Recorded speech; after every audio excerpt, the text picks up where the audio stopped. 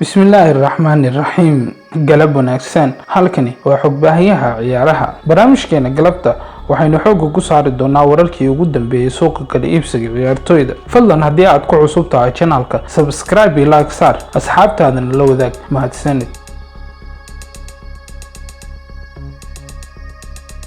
aynu ku bilaanay kooxda Manchester United ayaa dalab ka gudbisay laacibka qadka dhexe ee kooxda Leicester City iyo xulka Belgium-ka Yuri Tielemans laacibkan oo xilli ciyaareed wacan ku qaatay kooxda Leicester City ayaa ka caawiyay kooxdiisa sanadkan inay ku guuleysato koobka FA Cup-ka isagoo gool aad u qurux badan ku hubsaday shabaqa kooxda Chelsea xidigan ayaa ka mid ah laacibiinta qadka dhexe ee ugu tayada sare ee Premier League waxaana horey loola xiriirinayay kooxda Liverpool oo doonaysay inay ku buuxiso booska uu ka baxay qadkeeda dhexe reer Holland ee Wijnaldum balse sida uu maanta sheegay wariyaha reer Belgium ee Sven Klaas kooxda Manchester United ayaa doonaysa laacibka reer Belgium inay ku xoojiso qadkeeda dhexe waxa uuna sidoo kale tilmaamay in kooxo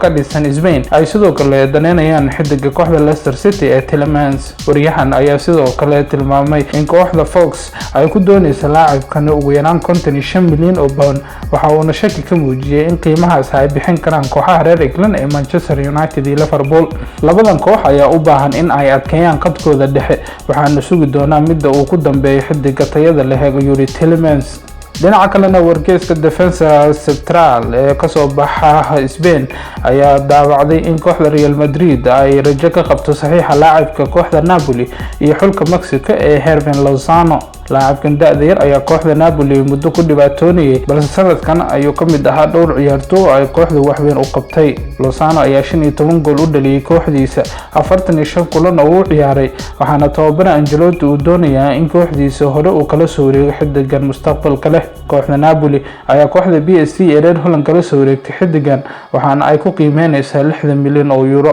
garabkan ayaa leh xabaaro sare waana mid ku fiican kubadda waxaana tababare Ancelotti uu aaminsan yahay in wax weyn uu ka soo kordhin doono naadiga Blancos-ka haddii ay la soo wareegaan dhinaca kalena kooxda Barcelona oo muuqata mid aqbashay in laga adkaado saxiixa qadka dhexe reer Holland ee Wijnaldum ayaa haatan u jaleecday dhanka iyo City iyadoo ka doonaysa qadkooda dhexe ee Brazil ee Fernandinho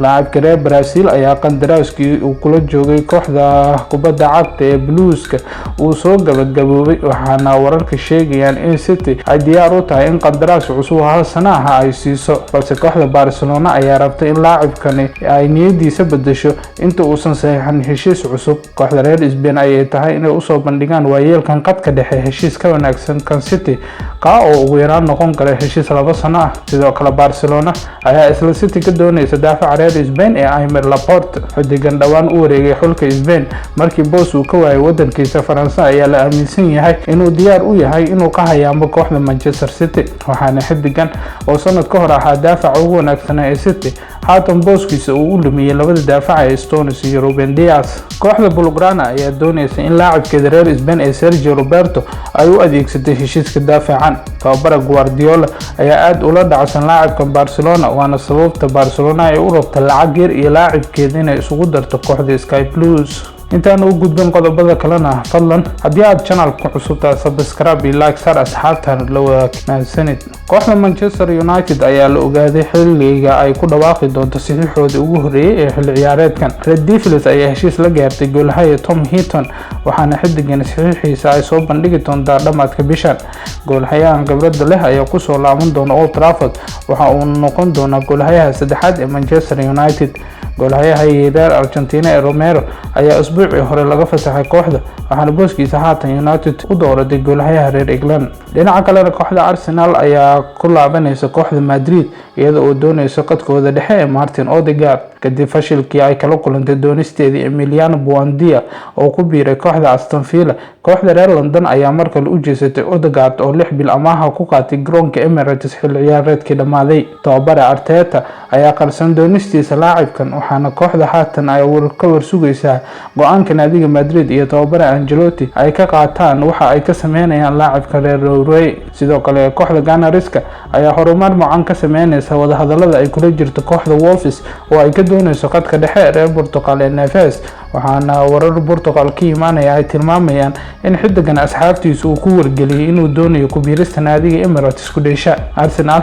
ayaa doonaysa in heshiiska laacibkan ay ku dhameystay ilaa 34 milyan oo euro, waxaana xidigan ay u ballan qaaday nambarka 8aad ee kooxda oo horay u wadan jiray Dani Ceballos. dhinaca kalena kooxda Barcelona ayaa diyaar u ah inay bixiso lacagta lagu baabi'in karo heshiiska laacibka da'da yar ee kooxda Sevilla Bryan Gil. 20 jirka reer Spain ayaa sanad wacan oo amaaha ku qaatay kooxda Eibar ee horyaalka La Liga, waxaana maamulka Barcelona ay la dhacsan yihiin qaab ciyaareedkiisa, waxayna wada hadallo goordhow la furi doonaan laacibka iyo wakiilkiisa iyaga oo diyaar la ah 35 milyan oo euro oo ah qiimaha lagu burburin karo qandaraaskiisa.